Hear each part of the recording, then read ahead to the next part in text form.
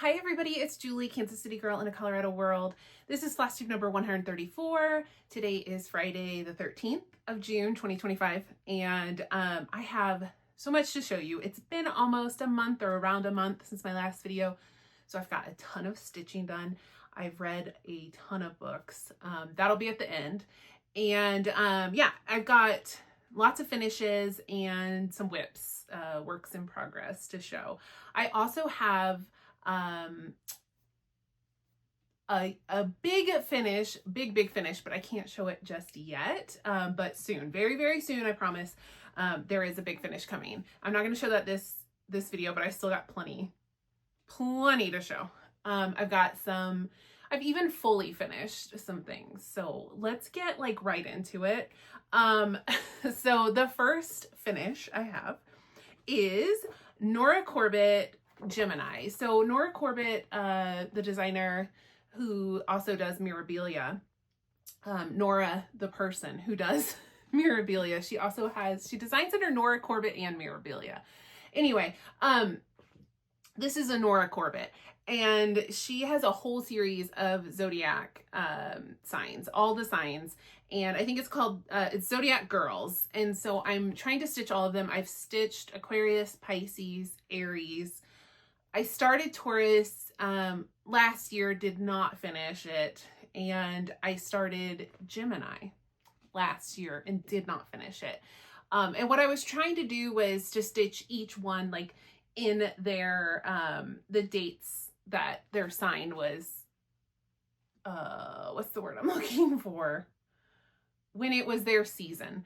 So like right now we are in Gemini season, and then we will move on to Cancer. So anyway, I was trying to stitch all of them like within that time frame, but I did fall off. So I'm trying to get back into it this year. So I picked back up Gemini. I just had like a tiny little start on it last year. So I picked it back up and I just knocked it out. These stitch up really quick. These are small Noras. They're all about the same size, like give or take a couple stitches. So this one is 102 stitches by 142 stitches. So they're not terribly large. And anyway, so I did get this one picked back up, and I'm hoping to pick up Taurus, even though it's past Taurus season. Kind of hoping to work on that soon just so I can catch up. Anyway, I finished this and I fully finished it. So here is and I'm finishing these all the same way. Like they're all being finished in these oval hoops. These are anchor hoops. They're like plastic. They have a faux wood grain, and I got them at Michael's, and they all fit in these little hoops. So this is on 28 count Monaco that I dyed myself. So for all of these, I am doing I'm dyeing my own fabric on 28 count Monaco, so they all fit just right. So this was one I dyed myself. And then I did do a skin conversion on this one. And I've done a skin conversion on well, maybe just one other one. Some of them I'm stitching as is, some of them I'm converting just so I don't have 12 like same toned finishes. So anyway, the original looked like this. I only changed the skin. There's a Caron water lily like variegated floss through this headdress. And so that might look a little different, but it is the called for floss. It just kind of, it's one of those, it goes from like yellow to pink. So you could kind of fussy cut it a little bit to make it look a certain way. So if mine looks different overall in color, that's why. But the only thing I changed was the skin tone. I will try to remember to put that down below if anyone's interested. Usually somebody does ask. If I forget, just comment and let me know if you want it. But let me just show a little close up. I'm really happy with how this came out. I think it's beautiful. So that is Gemini. And like I said, I'm hoping to get back to Taurus so that I can get caught up, and then I need to start Cancer. I didn't start past Gemini last year when I was taking on this project. I had big ambitions and then kind of got sidetracked by other stuff. So pretty. I'm so happy with that. Okay, so then I finished Haunted Mansion by Bendy Stitchy. This was one I was trying to finish at Stitch North. I had all of the cross stitching done, but I needed, I ran out of a floss because I had split my floss with a friend. And there was like one or two colors where, I think it was just one color, where a half skein wasn't quite enough. So, while I was at Stitch North, I bought the Roxy floss that I needed, which was Nebula, this navy. It's kind of this navy color right here. So anyway, I was trying to finish this at Stitch North, and I got the stitching done, and I started on the back stitch, and I just like could not do it because I have to like focus to do back stitch, and I couldn't focus enough at a retreat to do the back stitch.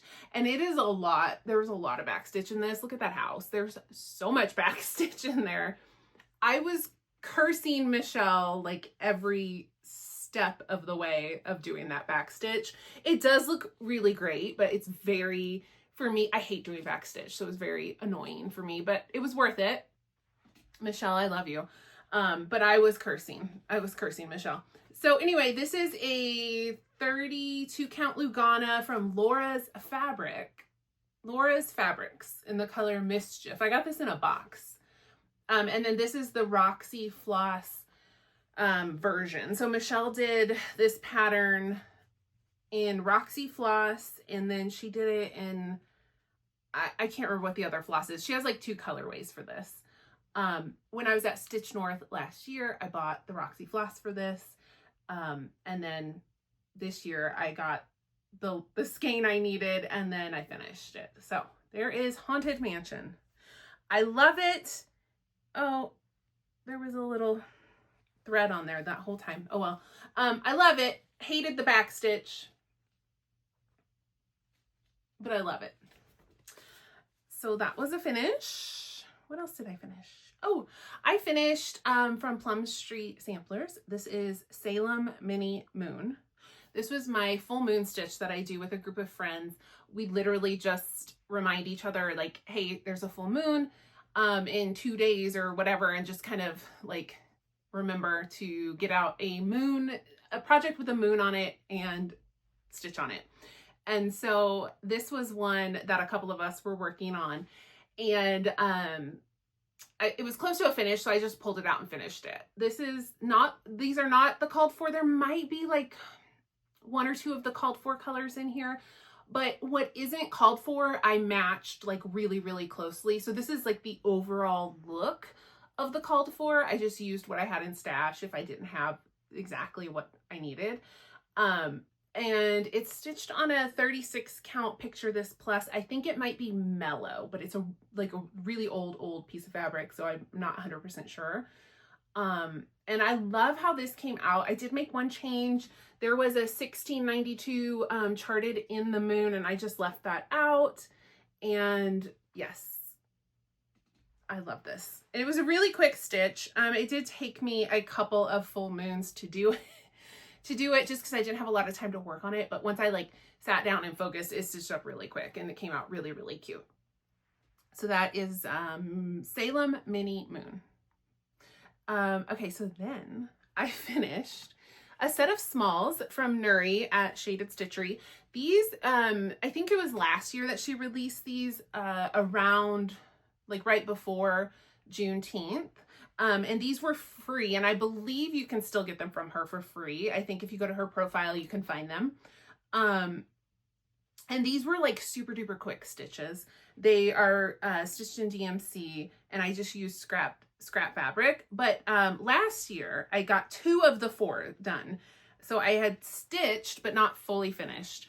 I stitched these 2 last year. So I meant to like get right back and finish the other 2, and then I just like never did. So This year I thought ahead a little bit, and I was like, instead of waiting until like the last minute, let me work on these. So a week before Juneteenth, I did tackle the other two, which stitched up super, super fast. I think I stitched both of these in like one day. Like, I think, did I stitch both of them on the same day? I might have. Like, and maybe the next morning finished up one. But yeah, I tackled I tackled the other two. So now they're all four done, and I fully finished them. So I just made them into these little pillows and put some trim on, and they came out so cute. So now I have some smalls to put like in a little dough bowl or a little display to celebrate Juneteenth. Ah, there was a hair on there. Okay.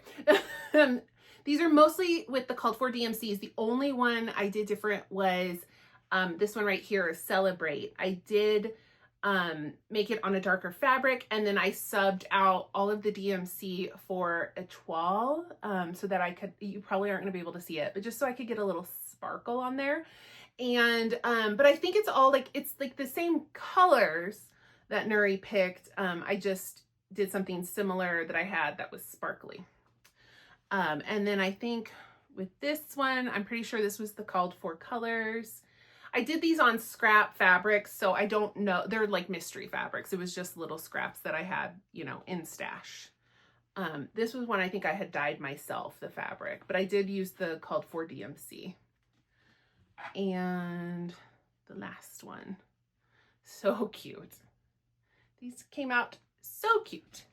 So I was really proud of myself that I finally finished the last two, and that I fully finished them. It was like I was really not in the mood to fully finish stuff, but I made myself like sit down and do it, and I'm glad I did. It was worth it. I wasn't in the mood to, but I was like, get it done before Juneteenth. So I did. So one more finish. I finished, let me take this out of the packaging because it'll be very shiny. I finished Stargazing by Bendy Stitchy.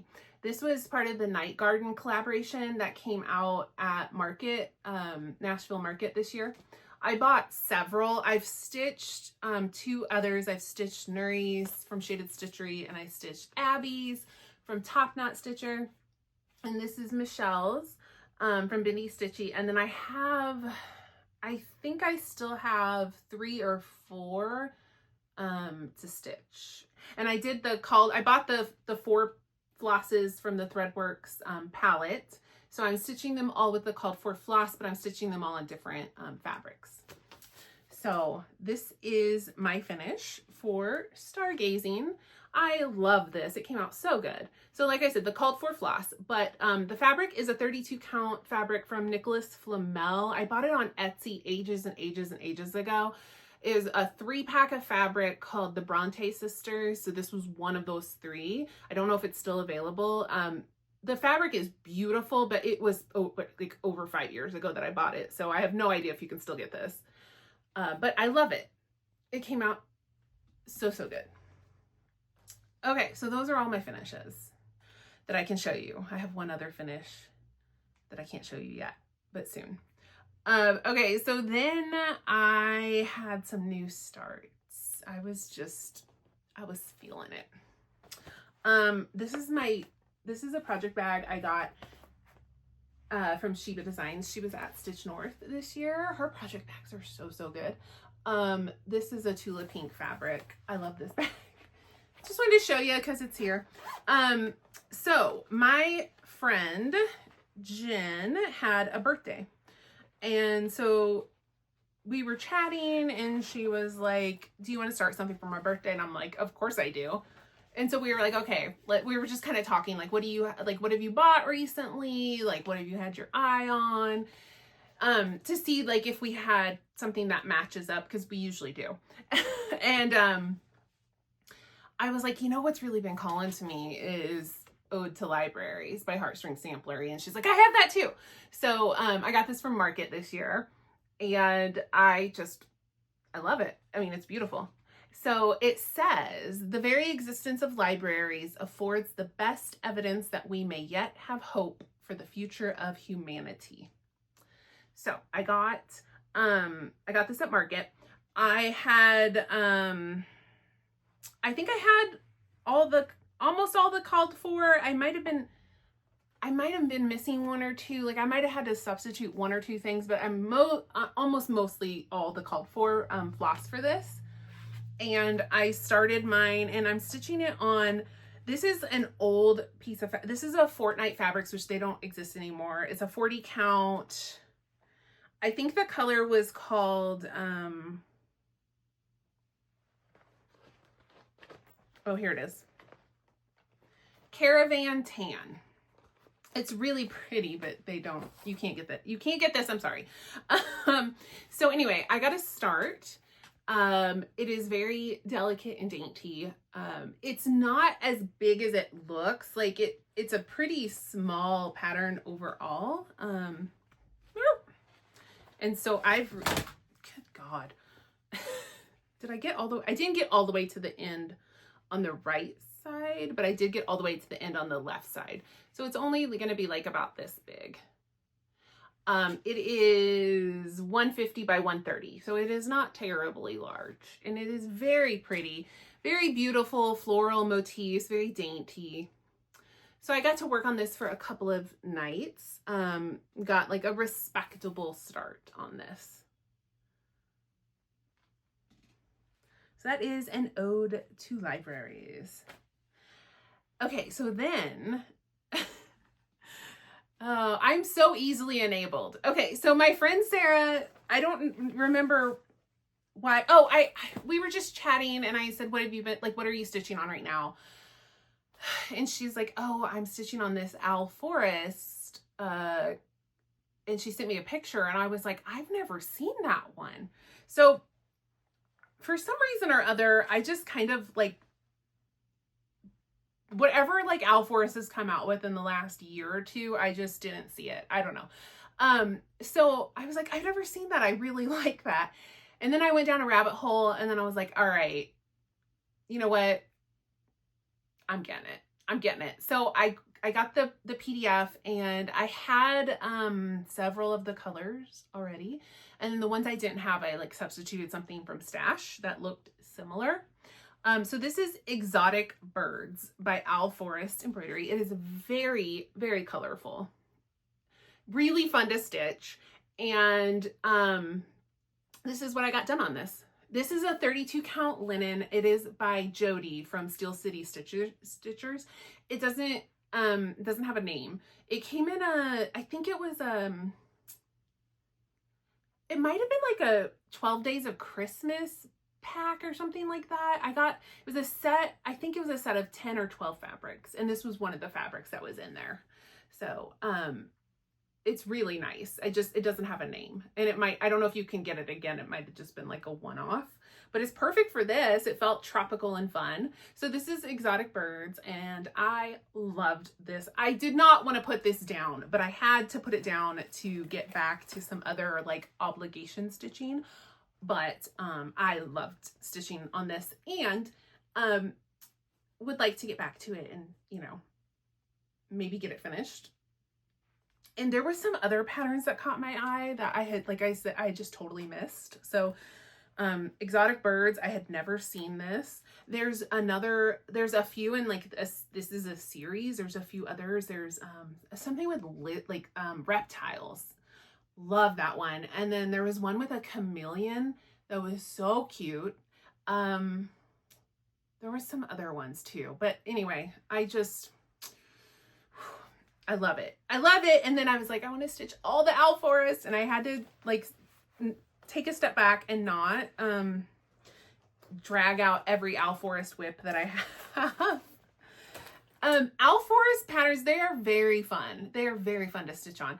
I have like 5 or so as whips already. And then I have a bunch like kitted up ready to start. So I was like, don't start any more until you finish some. So we'll see. We'll see if I can. Okay. So then another, like this was a complete random whip that I grabbed because Sarah and I were talking again and she was like, hey, did you see this new Barbara Anna? Don't you have this? I think you've like shown it in a whip parade before. And I was like, I do have that. And she was like, well, I'm thinking of getting it. And I was like, no, let me just finish mine and then you can have mine. Why don't we do that? So I had to go get this back out so I could like see if it was actually finishable. This is Mushrooms by Barbara Anna. So this did just release. If you go to like her Instagram, you can get it through, there's a link there. But I had gotten this as a kit like ages ago. And it came with this one, Mushrooms, and then there's one called Moths that I haven't started yet. So all I had done were like these 2 mushrooms right here. So I got this out, and in 2 days I did this whole left half. So all I have to do is this right half. So I just wanted to like prove that it's finishable, so that I can get it to Sarah. So it is, I think 2 or 3, probably 3 more days and I could finish this. So I did set this aside because I have, I'm traveling next week and I think this will be really good travel stitching. I'm using the called for floss, which is just like, it came in the kit, but it's just DMC. And then this is a 28 count Lugana. And so it's really easy to see. The pattern is huge, really easy to read. So I just thought that could be good travel stitching. And so that's the only reason I stopped myself from just going ahead and finishing it like right now. I'm kind of saving it. I'm saving just a little bit for my travel stitching.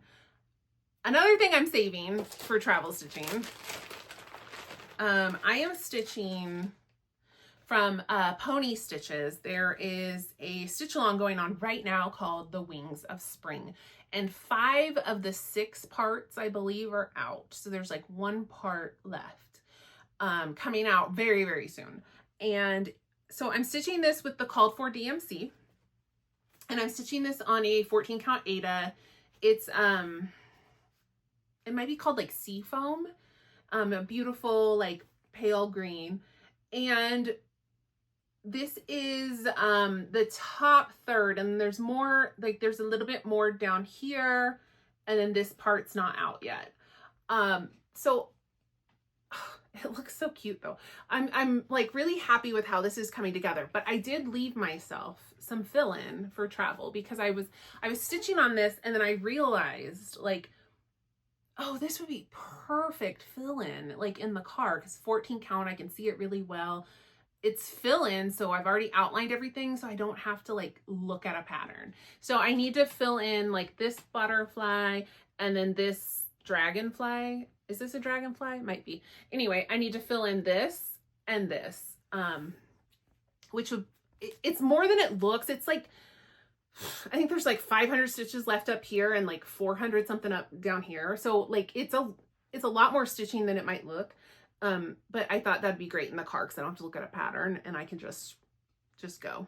So there is my Wings of Spring stitch along. I think what I may do is just leave off the last 2 parts and just kind of cut it right here.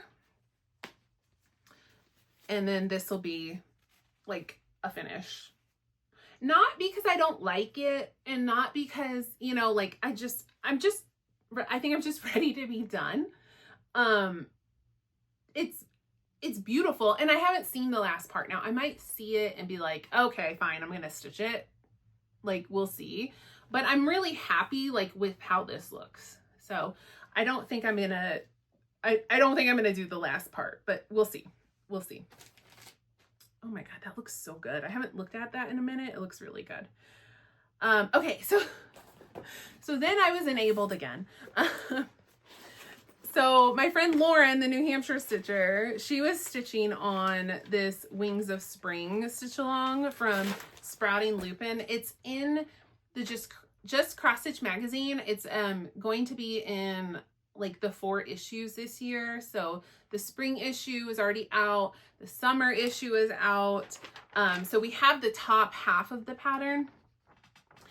So this was the spring section and this was the summer section. And then the fall and winter, or maybe it's fall, this might be fall and winter. These are not out yet, so they're coming out later this year. You can, you know, see the preview of how it's going to look, but they're not out yet.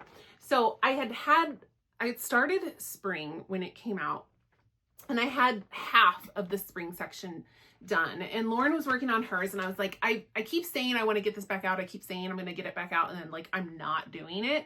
So I was like, all right, this is my sign, like go get it out. So I'm stitching this with the called for DMC, and I did go ahead and get the spring section finished. It looks so gorgeous. Oh, it's so pretty. This is a 36 count from Picture This Plus in the color Heartland, and I'm stitching with 1 strand of DMC over 2. And this is, like I said, this is the spring section. So then the summer section is over here. I haven't gotten into that just yet, but at least I do have the spring done. It's a lot of stitching. Like, this is not a small pattern, and it's not an insignificant amount of stitching. And there are a ton of color changes. So, and there's a little floss on there. A lot of color changes. It's very delicate. It's a little fiddly. It's fun to stitch. It's a nice clear pattern. I'm not like complaining. It's just, it's not like fast stitching, you know, it's not, it takes a little bit of time. So it's really fun to stitch. I'm actually really enjoying it. But anyway, this is spring done. It is gorgeous. Love it. All the called for DMC. So, all right, I think I have one more. Yeah, one more. Okay. So then this was just for me, just for fun. I was like, okay, what am I going to stitch next? And I, you know, have options. I have 100 whips. I have a million things kitted up that I could start. I was like, what do I want to work on? And I was like, you know, I've really been wanting to work on a Carolyn Manning. I have a couple of them as whips. And I was like, you know, it's kind they've been calling. A Carolyn Manning has been calling. So I got out Persephone. Now this is my biggest one. This is one of Carolyn Manning's come in different, you know, sizes. So like the shooting star ones, I think they're like 115 by 115. They're not like too big. These shooting star smalls, I think these are like maybe 80 by 80. Like these stitch up pretty quick. And then there's some that are like 115, and then she has some really big ones that are like 200 something by 200 something. So this is one of those like really big ones, but it's so pretty. So this is Persephone, and I'm using the called for DMC. This is a mystery 14 count Aida. It came in a Witchy Stitcher box like years ago. So I believe I had like 24% done on this, somewhere around there. So when I got it out this time, I stitched to 30%, which was, I think it was maybe like 2,000 or 3,000 stitches. I mean, it's like a lot of stitching, but only got me 5% closer to being done. But this is 30% of this is done. So you can see here is the middle right here. So you can kind of see now, like I have a whole fourth in. So then it just repeats. So you can kind of get an idea of how this is going to look. It's so pretty. I love it. I do enjoy stitching Carolyn Mannings. I find them very fun to stitch. I put off doing a Carolyn Manning for a long time because I thought it might be boring stitching, like for me, but it's not for me. It's fun. So I do enjoy this. So yeah, that is Persephone. So pretty. Okay. That's all my stitching that I can show today. So that is plenty though, right? So I'm going to switch over and start talking about books. So if you don't care to stay and listen to me yap about books, you can just like click off now. But if you do like to hear me talk about books, I have so many books to talk about. I have been reading more than like ever. I'm sure it's a way for me to disassociate from like everything that's going on in the world. I already read a ton, but like I'm reading even more than usual. I am 20 books ahead on my goal for the year. And I had like bumped up my goal from last year.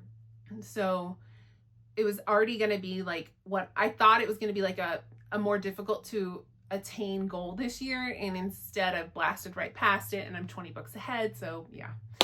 Anyway, yeah, I've been reading a lot. Okay.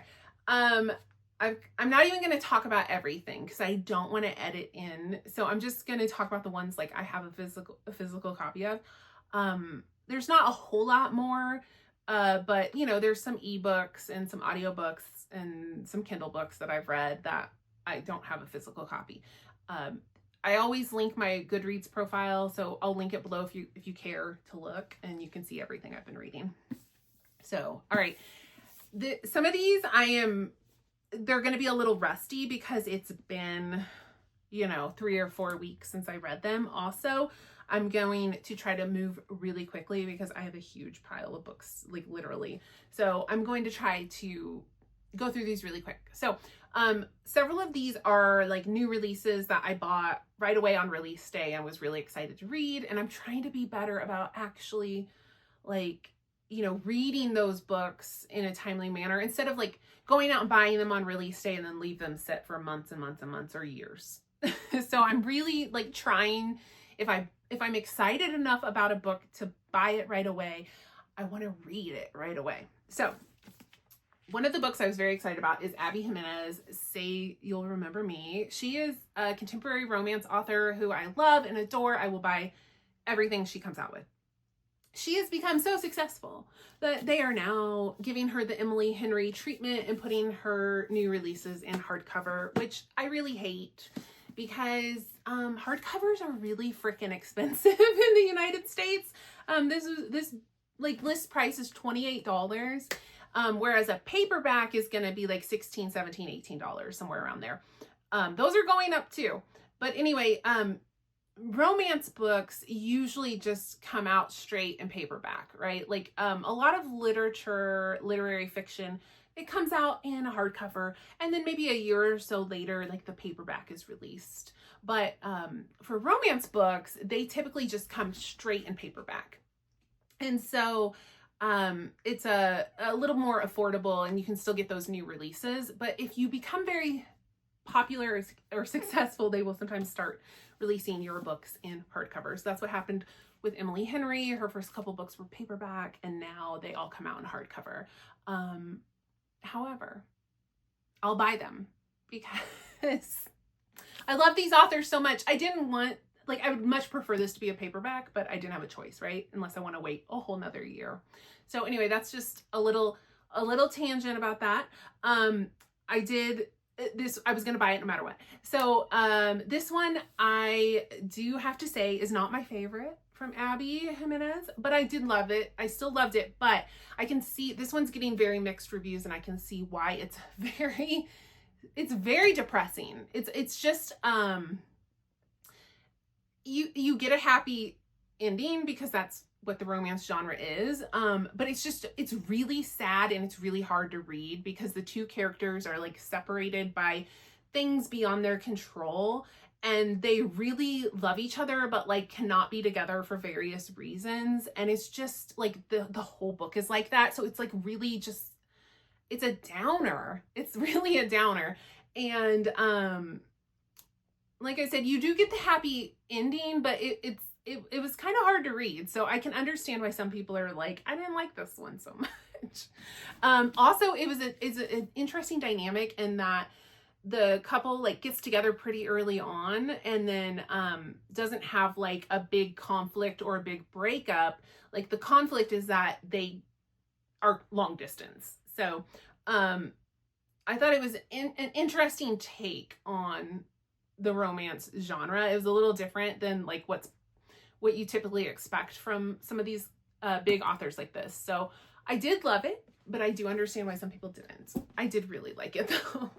I'm not going to go into like big plot, like synopses and stuff because I have too many. I can't. So, okay, so for Michelle Cozy Eggs book club, she selected The Crimson Road by A.G. Slatter. Oh my goodness. Now, this was an author I've never read. I didn't know what to expect. I was a little nervous because this author writes, like, all of her novels are set in this, like, world she's made. And they're, like, interconnected, but also, like, could be read as standalones, but are connected. And so I'm, like, looking at the synopsis, and I'm like, Michelle, what have you done? Like, oh, God, what, like, should I have read the 4 books before this one? Like, I'm nervous. And like some of the reviews were like, no, it's fine. You don't have to read anything. You can just jump into this. And then some of the reviews were like, I really wish I'd read the other ones so I could get more backstory. And I was like, oh, I'm so nervous. But surprisingly, I really think it does work as a standalone. I really, really, really enjoyed this book. I really liked this book, and I hadn't read anything before, and I was like able to follow along and enjoy. And we had a whole discussion in book club about it, but basically, like, there are parts where you're like, ooh, there's more to this story. Oh, I bet that's in one of the other books, you know, like, and you could see like where you would get that enrichment if you'd read the other book, but like this book still works as is. And if anything, it just makes you more curious. Like, I need to go read that other book because I want to know more about this little side character that just showed up. So, this is a fantasy. It's not a romance. There's a like little touch of romance, but it's really just a fantasy. I was really excited about this one because there are like vampires and, like gothic grim, you know, it's almost like a horror fantasy. And so I was like very intrigued, but I was still a little nervous, but I am pleased to say I really loved this. This is definitely an author I would love to read more from. I had a great time with this book. I really, really enjoyed this book. I want to say more about it, but I got to keep it moving. Oh my goodness. Okay, so I have been working my way through a series of books from Chloe Leese. It's the Bergman brothers. They're like, I think there's 7 books, and I read the last 3, so I have completed this series. Contemporary romance, mostly like we did get a male couple in this one. I loved this one. But they're mostly just like straight romance. But anyway, they're so good. I have really thoroughly enjoyed this series. Some of the books more than others. Like they were all good, but some of them were like really, really, really good. And some of them were just like, okay, that was nice. That was nice. I do think that I don't want to say what was my favorite, but right now I think it might have been this one. Everything for You. I think this might have been my favorite because it was Grumpy Sunshine. Ugh. I love a good Grumpy Sunshine. Anyway, these are great. Chloe Leese, contemporary romance novels. I really have enjoyed everything I've read from her. Her books always have like a lot of, she usually has like chronic illness representation, neurodivergent representation, like her characters are autistic or have ADHD or anxiety. They sometimes have chronic illnesses like MS or like Crohn's. They're very interesting. And I feel like I've said this before, so I don't want to sound like a broken record, but I just think she does it like really respectfully. You can tell she has sensitivity readers. You can tell she does her research and, like treats these issues with care. So, I am now done with this series and I thoroughly enjoyed reading all 7 of those. Ooh, almost lost my pile there. Okay. All right, moving on. So this is one of the biggest, most controversial books of the year. This is Silver Elite. It's a brand new romantasy. So this is like, I don't know if you heard about this book or if you saw this book. It came out of nowhere and just like super hyped, like really heavily promoted. The author, it's a pen name. There's a lot of like controversy and discussion about who is this person because it's like clearly a known author using a pen name and why. And there's just all this drama about it. I don't care to get into that.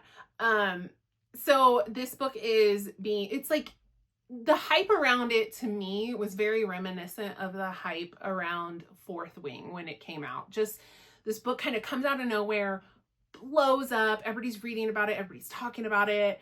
And it just had that vibe. It's not Fourth Wing in like content. This book really, really heavily reminded me of Divergent, but like for adults, like spicy Divergent. But it's not even quite that. It's more like that than Fourth Wing. It is being compared as like more of like a Hunger Games kind of book, but I didn't get that at all. I really got Divergent more than Hunger Games, but regardless, I loved it as I expected and hoped to. It was very much like Fourth Wing in that I could not put it down. I just like was just eating it up. It's really fast paced. It's really fun. It's all the things. There's like the jaw-dropping twists and like, reveals. Such a good time. I loved this book. So if you have been curious about this book, I loved it. I highly recommend. I had a great time with it. If you loved Fourth Wing, you will probably love that book. There are no dragons, but it was so good. And then another book that was being like really, really hyped up around the same time. I think they might have come out on the same day or like within a week of each other. Shield of Sparrows by Devney Perry. This is another new romantasy. Now, Devney Perry is a romance author. She's got a bunch of books, but she writes like contemporary romance with like a thriller aspect. I've read one or two of her books and like enjoyed them, but the thriller thing like wasn't quite for me. She's a successful author writing contemporary. So this was like her first fantasy book. So this is very, very different very different for her. Anyway, though, I loved this book. This book was so good. Also like the most beautiful book I've gotten in a really long time. The sprayed edges. I mean, it's just gorgeous. This book is gorgeous. So, it's a little bit, it wasn't like a super unique fantasy world, but I think that's not too uncommon. A lot of romantasy feels a little bit derivative. I'm not really picky about like it has to be super unique, but there were some elements that were fun and unique, I thought. But overall, like it's kind of your classic. Like a lot of it was predictable. One of the big reveals, like I knew from like page 5, I was like, yeah, I know where this one's going. I've read a book before. But it was still like fun. And even though like I called it, it was still like a blast. And when we got the reveal finally, it was like, I knew it, but I'm okay. Like I'm happy about it. It's fine. So yeah, this was probably one of my favorite books I've read. Oh, God, Silver Elite and Shield of Sparrows, like were both like top tier books, that I read one after the other, but loved, absolutely loved. I am yapping more than I should be, so I'm going to try to keep it moving. Okay. Still Beating by Jennifer Hartman. This is a contemporary romance, dark romance. I have been putting this one off. I've owned it for a while and I've been putting it off because I knew what it was about and I knew it was going to be really, really heavy. I've heard like just amazing reviews. People have absolutely loved this book, but they're like, it's dark. So the premise of the book is a woman and her sister's boyfriend, or her sister's fiance, are kidnapped together, and then the kidnapper like he forces them into encounters, like his goal is like he's trying to force them to fall in love, but through abusive like situations. So it is dark and ugly and twisted, and I knew that, and I was like, oh, so I've been putting it off. Like I want to read it, but I'm scared. I'm scared to read it, and I don't think this is a spoiler. It's pretty clear. Like they're kidnapped like right at the beginning of the book, forced together, and then they do escape, and now like they have this bond, but he's her sister's fiance. So like it's a forbidden taboo thing. So I just knew it was going to be really dark and really heavy. So I was just scared to tackle it. But I finally did. And it was really, really good if you can handle like the dark, heavy, horrible things. If you can handle that, I did like just blast through it, read it really, really fast. And I thought it was absolutely fabulous, but also horrifying, dark, awful, all the things. So if you're into that kind of stuff, there you go. All right, another super hyped book that I read, Heartless Hunter by Kristen Ciccarelli. This is a young adult fantasy, which I don't read a whole lot of these days. However, like I will dabble, especially when I keep hearing about and getting recommended. And this book kept popping up. There's 2 books out now. There's this one and then Rebel Witch. And they just kept popping up and popping up. And people were, I saw a few people that were like, I didn't love it. But like, I saw a lot of people that were like, this one surprised me. I really, really enjoyed this. So I finally was like, all right, I'll give it a try. So this is, like I said, a young adult fantasy, but they're upper young adult. I think they're like 18, 19, 20. And it's a really interesting like world. So there are witches and witch hunters. And in this world, a witch can only access her magic through blood. Like it's basically like they have to self-harm, like they have to do something, like cut themselves in some way to draw blood, and then they can access their magic. But that leaves scars, so they are easily identified as witches. So it's about this woman is a witch, but I don't want to like spoil it, but she has ways around that so she's not scarred, so she can pass as not being a witch. And then the witch hunter shows up and he's like, I'm a little bit suspicious, something's not quite right. And she's like, but I don't have any scars, like look at me. So they are like mortal enemies, like true enemies to lovers, which was so fun to read. I love reading enemies to lovers, but a lot of times it's really not like enemies. And this one, it's like, it is enemies to lovers. So I really enjoyed that aspect. I had a really great time with this. I really, really loved this one. I'm excited to read the second one. Okay, so then I read Tessa Bailey Dream Girl Drama. This is the 3rd book in a series that she has. There's Fangirl Down, The Au Pair Affair, and then this 3rd one. And this was like, it was fine. I read everything Tessa Bailey writes as well. She's one of the authors that I'll always like pick up and read her new release. But this wasn't like, I wouldn't say this was her best work, but it's what I expect from Tessa Bailey, which is like a good fun time, a plot that's not that serious. Her spice, like she has a signature like way of doing her her spicy scenes that I find very entertaining. And so yeah, I mean, it was what I expected. It was what I wanted. Is it my favorite book from her? No. Was it like a 5-star read? No, but like a worthwhile read. It was a good time. I'm not going into the plot or whatever. It's just, there's really not much plot to a Tessa Bailey book. Okay. Oh my gosh, we're almost done. All right. Great Big Beautiful Life by Emily Henry. Auto by author. Have to read everything she writes like as soon as it comes out. So like I was saying about Abby Jimenez, like Emily Henry books now come out in paperback or in hardcover because publishers want to get that money. But anyway, this is her newest, and this one's very controversial. Like very controversial. People are really like divided on this book. A lot of people are really, really, really not enjoying it. And I'm shocked because I think it might be my favorite Emily Henry book. I loved this book.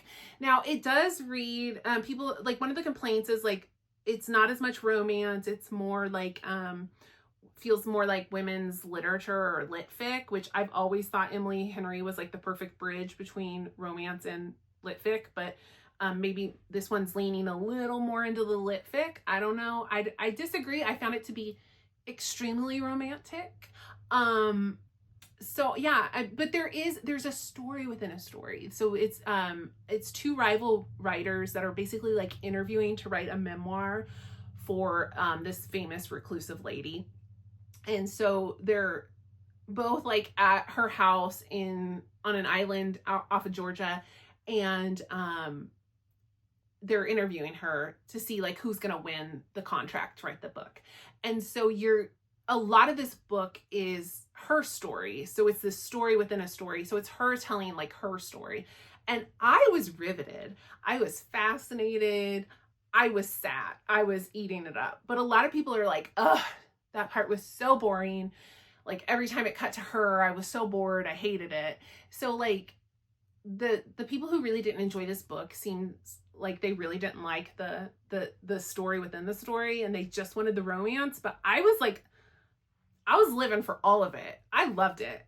I thought, like I said, I think this might be my favorite Emily Henry now. I probably have to reread Book Lovers and decide. But I loved it. Emily Henry, I love her. Okay, I got a couple more. All right, Enchantra by Kaylee Smith. This is the second book. The first book is Phantasma. Enchantra is the second book in this series. I think there's going to be more. These are fantasy romance, and they're delightful. They are delightful. I really loved Phantasma. Enchantra was a really slow start. Like the first 50%, I was like, okie dokie, like this is moving a little slow. And then it did pick, I was still entertained. I was still having a good time, but I definitely like felt like there were some pacing issues in the first half. But after that, it really got going, and I ended up like really loving it. It's really fun. It's, I can't go into like all of it, but if you're interested in like a magical competition, haunted house kind of vibe, like Phantasma is that, and then Enchantra like keeps going in a different way, and it gets a lot darker, and it's really fun. It was a really good time. All right, and then I read Break My Rules. This is the second book in the Oxford Legacy. So the first book is Cross My Heart, and then the third book just came out. So these are really short. They're like 240 pages. They're really fast reads. But these books, I would almost call these erotica over like romance.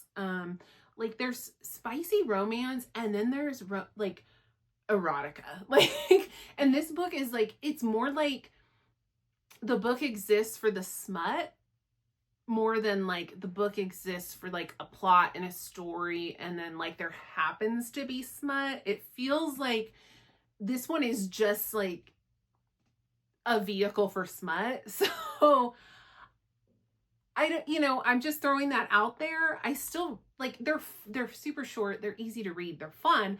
The smut is really good, like really top tier, but the plot, plot's a little shaky sometimes. But what intrigued me and had me pick up the first book was that it's set in Oxford, and and there is an academia like vibe. Like the main character is going to college in Oxford. There's a professor. It's, so like that intrigued me, and that part has been really fun. But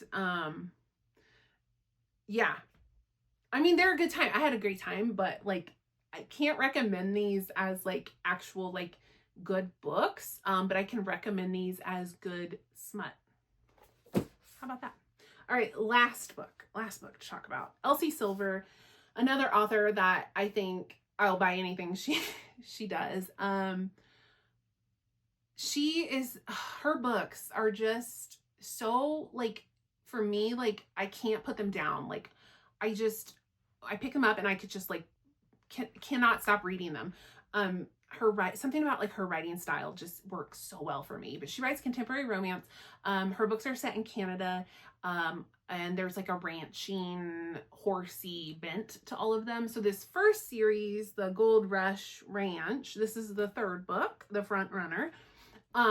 There are 4 books in this first series. This is set in racehorsing. Like they race horses in Canada.